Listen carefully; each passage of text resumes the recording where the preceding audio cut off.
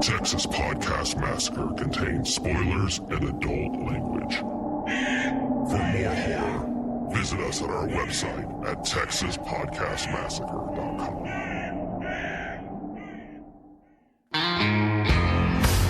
This is Texas Podcast Massacre.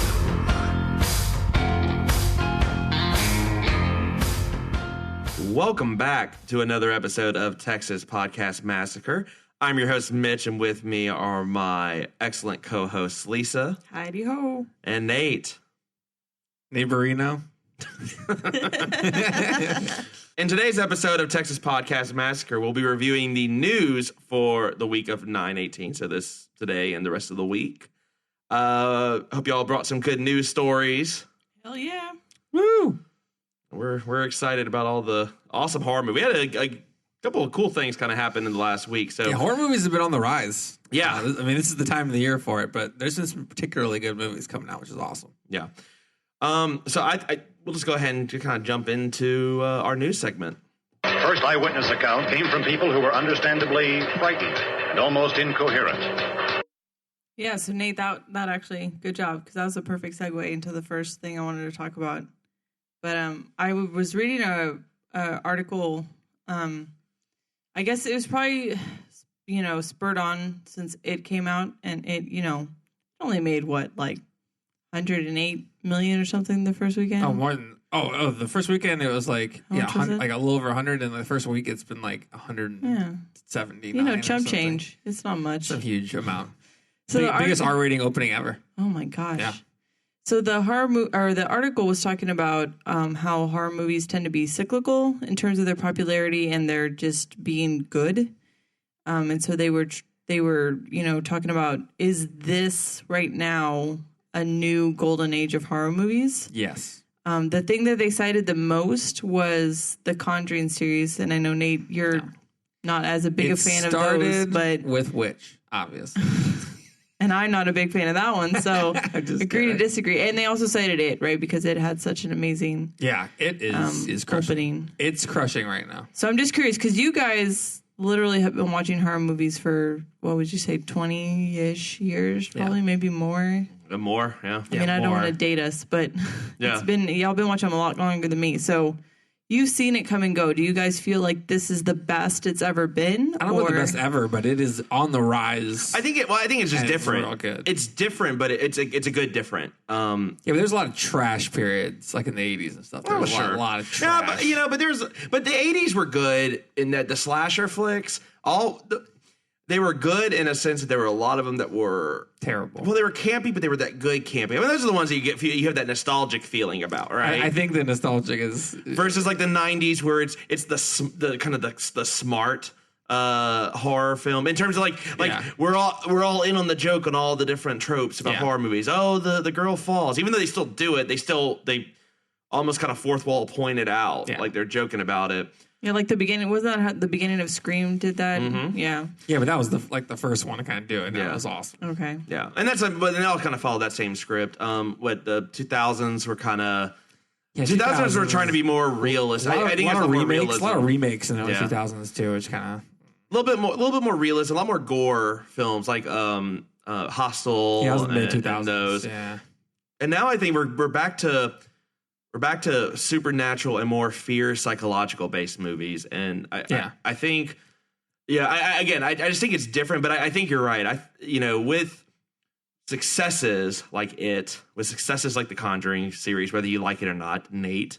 Yeah, they mentioned Get Out too, which that one was really good. Yeah. It's good because the more people spend their hard-earned money to go see these films in theaters over anything else, the better stuff we're going to get, especially because these movies can be done at a much lower budget.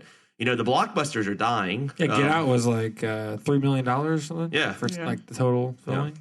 And that's, blockbuster movies up until like Guardians of the Galaxy this year, most of the big budget movies were flopping. They can't recover their money. So it's a good time for horror movies. It'd be maybe a future debate question about what decade really is the best. Maybe we just maybe by the end of the year, maybe we take all of our scores for all the different decades Yeah. And we try to subtract Lisa's Omen score. Oh my God, let that go. I will say you've learned so much since we first started. I will say of all the ones that we've watched so far, and I mean I watched more than just the ones for the podcast, but I do think I've enjoyed the ones, not all of the ones that have come out this year, but I think it's just the quality, you know, and I don't know if that's because they have a bigger budget or better scriptwriters or what it is, but you're talking about the ones like in the last few years? Yeah, like it's Get Out. We saw the last Conjuring movie, and now it, and they were all fantastic. You know. Well, and I think we're in a period where all the movies are really focusing on kind of anxiety and fear, and that's clearly the times we're living in, and maybe that's, and I say that more because for stuff that was scaring people back in the 80s. Those movies I think resonated differently with like my brother and sister who were closer to teenagers in the 80s, versus me who was not, 90s, having a slasher come break in and try to kill me was terrifying as a child. And so that resonated more with me than, so I think that's probably maybe a little bit to it. Yeah. And then, I think like the trend toward more like psychological stuff is good because that's what all horror films used to be. They used to be monster horror films and psychological ones because, like, in the late 50s or 60s, you weren't going to show people getting, like, slashed to death, right? So it's basically you had, like, a monster, you had Dracula, you had mummies, all kinds of stuff like that, random demons. Then you had psychological ones like The Haunting or House on Haunted Hill, Invasion of Body Snatchers, that kind of stuff. Yeah, and I like those a lot, so that's why I like this period as well. Not as much the slashers. Well, I never really liked the gritty slasher films like in the late 60s, 70s when you're talking about like Last House on the Left, the early 70s, those early 70s where it's like it's very it was very brutal and very much a. You're going to see something you would never see, and that was kind of the big selling point and draw for it. Wasn't that Wes Craven? That was Wes Craven. Wes Craven, yeah. That was his like first film. Yeah, like The Hills Have Eyes. Or one of his super Hills Have Eyes. All those are in there. These ones that are pretty much like you won't you won't believe what you see. It's only a movie. I Spit on Your Grave. That's I Spit on Your Grave. Yeah. Those don't really do anything for me. But.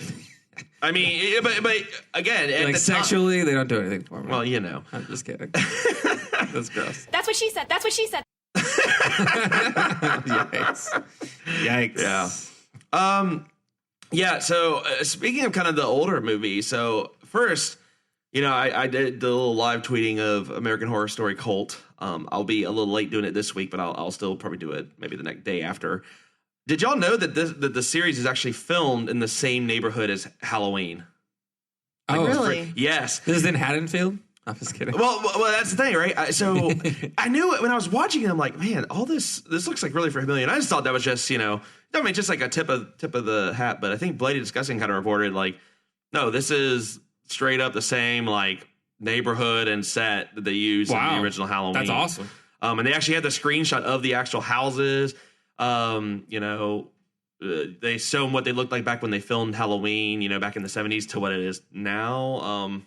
They're for the most part, they're close to identical, which is really cool. That's awesome. So, and I bring that up mainly because the big news coming out of this week is Jamie Lee Curtis is coming back for the new Halloween film. Yeah, Halloween H3O, is that what it's called? Well, so Blumhouse is doing this one. So Blumhouse has been kind of the big horror movie revival, I would say. Oh yeah, I mean they're crushing right now. Yeah, I mean they're doing fantastic. And so this movie will come out on October 19, 2018. But she is going to be coming back as her character, Laurie Strode. Yep, but it's going to be like 40 years later. Halloween H4O. Sorry. Right. I apologize for that. But, what's interesting about this is it sounds like, just from what I've seen, it sounds like they're just only going to fall. It's a sequel to the first two. They're going to just ignore all of them. That's smart. Especially my favorite, Halloween 3, which had nothing to do with Michael Myers. That's smart. Love it. I would love if Jamie Lee Curtis got murdered, like at the very beginning of the movie. That would be awesome for me. I don't know. I think that'd be great. At least, have you seen the first Halloween? Yes. And 2. And 3. But then they really start getting good, though. I don't think you've seen more than that. I don't know if I've seen past 3, but I've seen the first 3. Season of the Witch. Yeah. Yes. Curse of Michael Myers. I've seen Season of the Witch multiple times. H2O wasn't bad. I think it got H2O was not bad. Nah, Busta Rhymes. Anything with Well, Busta Rhymes. that was Resurrection. Was that Resurrection? Oh, I'm not getting my mixed up. They all kind of are the same. But I'm excited about this. She is the original Scream Queen. As long as it's not Rob Zombie, I'm in. Yeah. That's how I felt about the Rob Zombie Halloweens. So my brother would agree with you on that. yes. Yeah. He looks like a very smart person. So it sounds like. Well, except he doesn't listen to this podcast, so he'll never hear that Two for stroke two. to his ego. Two for two. Right. So Lisa, I think we watched the first season of Scream Queens mainly, and for me, I love it because Jamie Lee Curtis was in there. What do you think about her as an? I guess She was the dean. Oh, I love Jamie Lee Curtis. Yeah. She's fantastic. So I'm excited that she's coming back. I love that she hasn't run away from her horror roots. So, some folks do they start out at horror movies and then they like never ever want to like touch it again. Johnny Depp doesn't ever want to do anything horror like. When did Jennifer Aniston go back to the Leprechaun franchise? Paris Hilton. Come on. Yeah, that House of Wax. Wow. The original one is better. That's hot. That's all I got. So I was more of a Chad Michael Murray fan in that. House of Wax than Paris Hilton. Not just me though. oh goodness. I'm sure it wasn't just Let's you. mark it down right now. # Chad Michael Murray. Yeah. So another cool thing coming out that I'm sure most people, if you're horror fans, have heard about is Mother from Darren Aronofsky, the guy who did Darren Aronofsky. Yeah, who did Black Swan. I've seen the trailer like 10 times now, and I still am confused as to what the hell so it this is. movie has been very secretive, right? And it's just came out. And yeah, like there's no one got early copies. There's like no really early reviews or anything like that until like maybe a day or two before. But it looks very interesting, and I'm probably going to go see it this next upcoming weekend because it looks interesting. Some fun facts about that movie: Jennifer Lawrence broke a rib. What? Apparently from screaming so hard. Oh my gosh! And then, that was such a nice, pleasant experience that she started dating the director. So Interesting. it all ends well. But no, it looks very creepy and good. It has a lot of ties. The movie posters and a lot of the things that you can see in the trailer and stuff are direct tiebacks to our next movie, Rosemary's Baby. Oh, nice. Yeah, the similar poster, like where she's laying flat and there's the house instead of the same.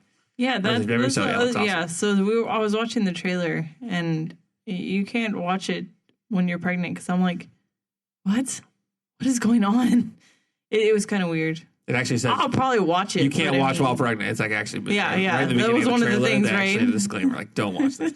No, but it looks really good. So that just came out. So go check that out, and I'll probably check it out and I'll report back. Nice. And hopefully it's really good. Yeah, his movies are hit or miss to me. Yeah, I think they're pretty. 'cause I divisive. hated Pie. Hated Pie. Oh, I liked Pie. Okay. Black Swan was okay. Well, I really liked Black Swan. It was okay. But you liked it. It was okay. I didn't mind it. I tried to watch it. So when I saw it in theaters, I liked it. I watched it a second time, and on the second viewing, I didn't like it near as much. Okay. Maybe Maybe because you knew the twist already.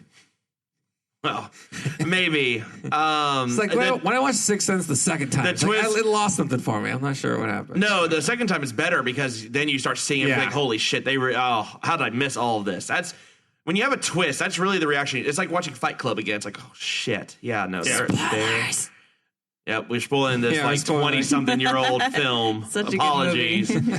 I don't know if it's that old, but Yeah, well. Sixth Sense? Oh yeah, that's like 21 years old. Yikes. Fight Club's around. I mean, it's like 2001, I think, maybe even earlier. Yeah. Yeah. Yeah. So, we'll see. Yeah, let me know how it is. I'm leery about that one. I'll tell you I love it. You'll go see it. You'll hate it, and then we'll be. That's, about how it's gonna usually, work. if you tell me you love it, that means I'm not going to go see it. Unless, Yeah, true. It's 2017's Tourist Trap. That's I'm already putting the tagline on the front of the Jesus. review. I like the actors though. I like Javier Bardem and Yeah, I like high quality cast. Jennifer. Yeah, and there's the other woman in it. She's been Michelle in Pfeiffer. Michelle Pfeiffer. Yeah.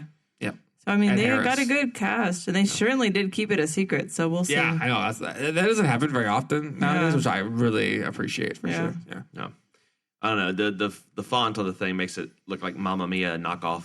That's what it. Yeah. Well, yeah. With I mean, that mama translates to mother. I mean, this could be a shot-for-shot horror remake. Oh, of with the could be. I'm now all in. Yeah. Who is ABBA? Is it just a detuned ABBA? Like it's all in minor chords. Is Satan my dad? Who knows? I'll find out though. Oh my god! Oh my god! You know, Nate, that's not. I kind of like it. Let's do Yeah, that. That's a good roll one. with that. Oh, all right. Get Guillermo del Toro on this or something. Oh man.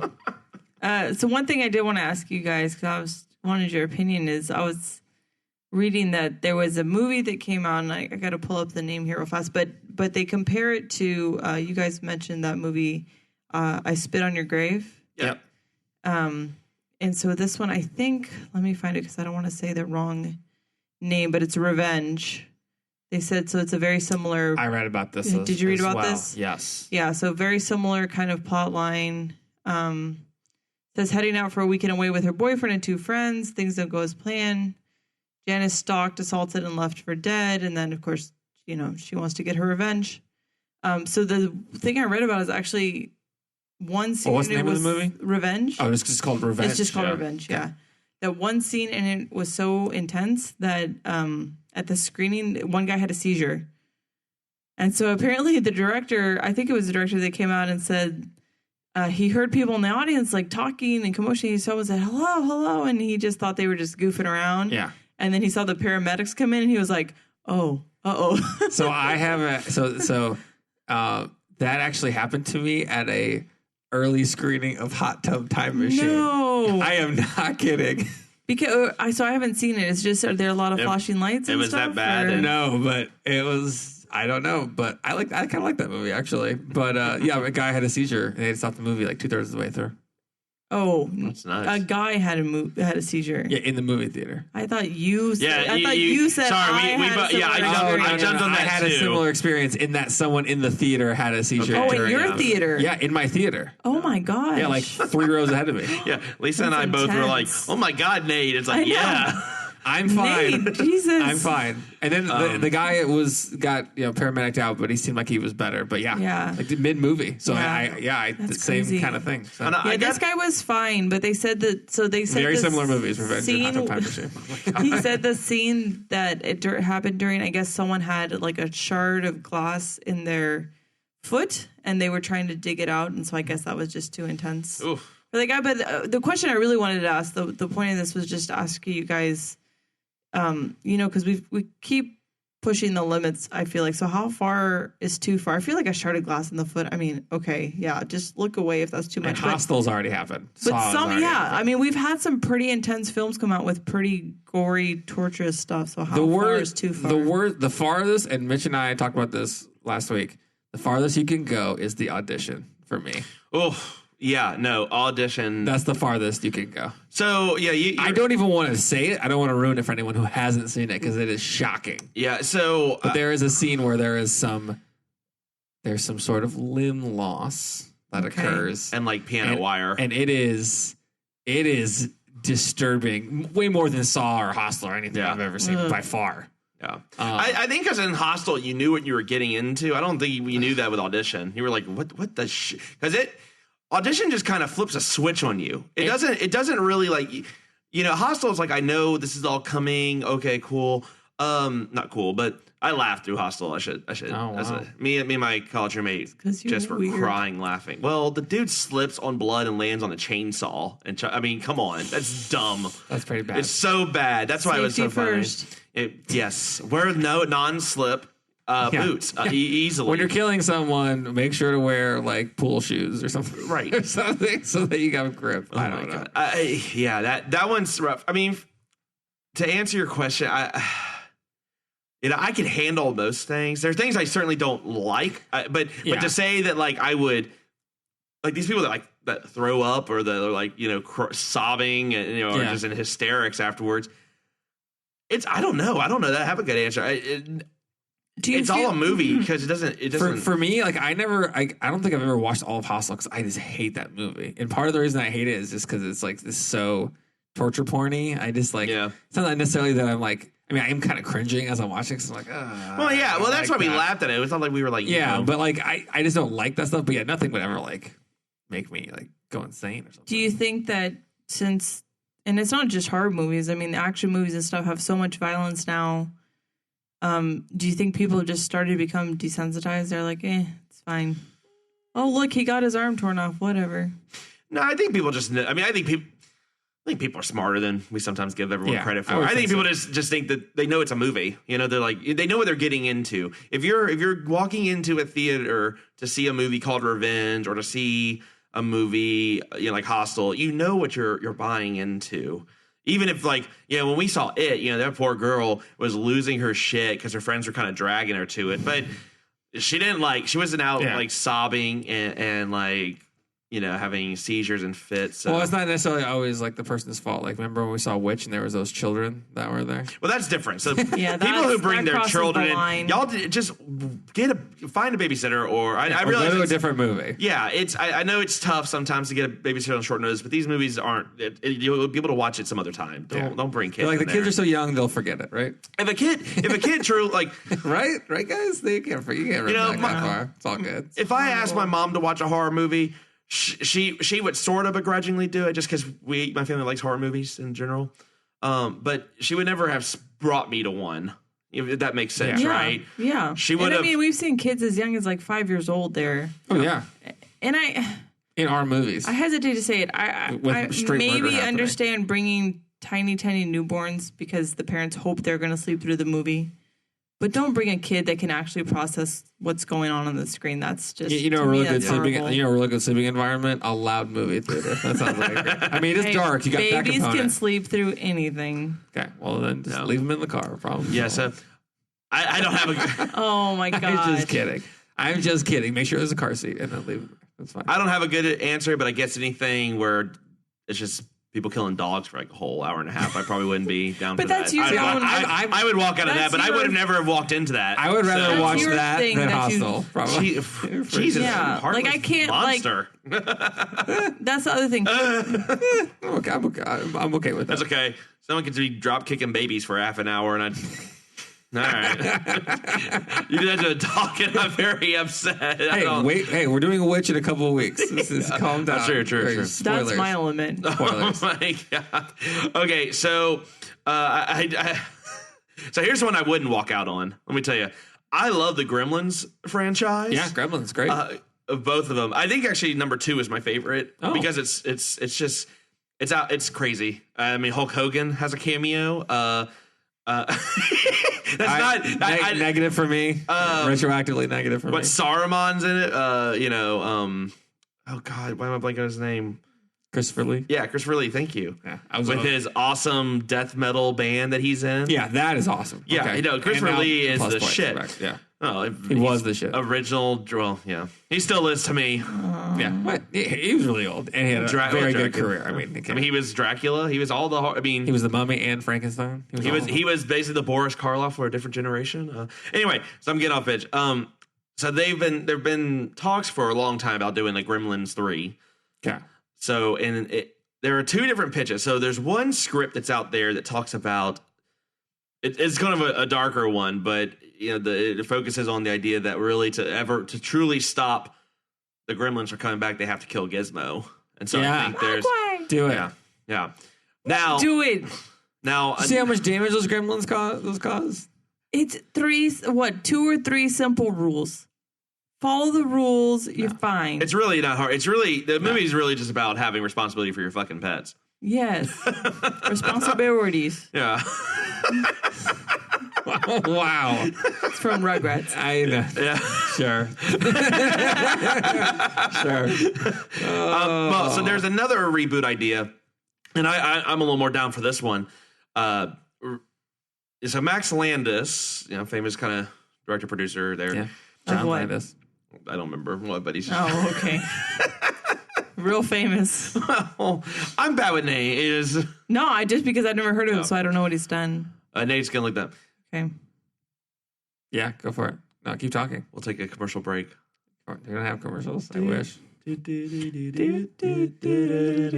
wrote Chronicle. He wrote American Ultra. He wrote Victor Frankenstein. He's directed. Oh, with Harry Potter. Oh. With Harry Potter. Oh, yes. They came out with that one. That's correct. Yes, with Harry Potter. He directed the 2015 video Ariana Grande One Last Time. He was the director for that. So that's good. Solid career. Okay, so ignore the fact that Hold on, man. She also directed Wrestling Isn't Wrestling. Okay. The 2015 video. I'm less excited about this premise. Nope, really good. So Max Landis he's got this. I don't know if he's actually got a script or what the status is, but it's a found footage Gremlins film.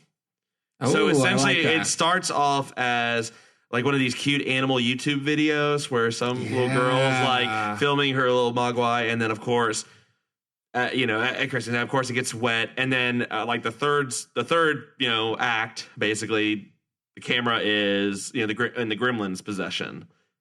Oh, So you see the Gremlins running around with the camera and so all it's that. Cloverfield meets Doom. It's Cloverfield, but the monster gets the camera. Yeah, well, that's the Doom. Then Yeah. it switches. Oh yeah. The first, yeah. Oh, that's awesome. Yeah. I'm So in. that's kind of, I don't know. It depends how you feel about found footage films because it could be fun. It's The just thing about Gremlins is it never was. I mean, it always had that element of hilarity Fun. to Yeah, it. yeah. So I have a feeling this will be. Yeah, I pretty mean funny. it's a Spielberg thing, right? So there's always that that light kind of burn, except for that one old lady who's on like the chair thing. Apparently, if you're in a horror movie and you need assistance getting upstairs, you're kind of fucked. Oh yeah, you're done. Poor girl and Annabelle. Monkey Shines. Monkey Show, yeah, Jesus, Yeah, man, horror movies are not friendly to the handicapable. So No. that's true. Wow. Yeah, I don't even know how to segue from that. But so while Hurricane Harvey was happening here in Houston, we kind of lost track of stuff. Obviously, priorities changed a little bit, but I would be remiss if we didn't mention that Tobe Hooper, the director of Texas Chainsaw Massacre, which this podcast named after, passed away. Obviously, Poltergeist, the ridiculous Texas Chainsaw Massacre 2, which is definitely going to be a future episode. So this is a native Texan person, and so he will be missed. yeah. But leaves behind a nice amount of movies. Some I haven't even seen. There's some of the smaller ones I haven't even seen, so we'll probably have to go back in the catalog and check some stuff out. But Very solid but yeah. resume. He was a little bit Stanley Kubrick-esque in terms of his attention for detail and what he kind of demanded out of his actors. I mean, you read about the film conditions for the original Texas Chainsaw Massacre. Oh yeah, and they weren't so much acting as just responding. You basically. said the original Leatherface kind of lost it and almost hurt one of the other actors. It right? was, as you're aware of how hot it gets in the humidity in August, they're filming in this it's only like 105 in this shack with no ventilation. Now you're doing this take, I don't remember how many times, 30 or something, where he's supposed to kind of cut her, the main actress. The dude in Leatherface legitimately just actually cut her because he was like, "We're getting this fucking scene done." Yeah. Cuts her, and she reacted. That's the scene they got with. So yeah. And then the last movie, I guess, that I would mention is the amazingly good TV movie. The what started it all for the Stephen King TV movies, in my opinion, was Salem's Lot. If you have seen that, so 11 years before it, this was the original kind of long TV miniseries of Stephen King that they did, which is awesome. So was Storm of the Century the last one? The last what of his TV miniseries? Stephen King. There's got to be more than there's got. I kind of do want to. There's like TV series. I mentioned it enough now times. I think I do need to watch. I remember watching it. I don't remember anything about it. I have very fond memories of Storm of the Century. He's awesome. All right. Well, I think that's going to wrap it up for the news this week. We'll move on to our final segment. Texas Podcast Massacre recommends. Nate. Sure. So my recommendation is something that I stumbled upon on Amazon Prime. They have been taking they have versions of movies that are black and white that they have colorized. And two of the ones I watched recently were The Last Man on Earth with Vincent Price, which is basically the story that is the basis for I Am Legend. Except there's vampires with stakes that he's hitting instead of his dog dying. And 40 years before. And Night of the Living Dead, in color. Oh, nice. Very Okay. interesting to watch.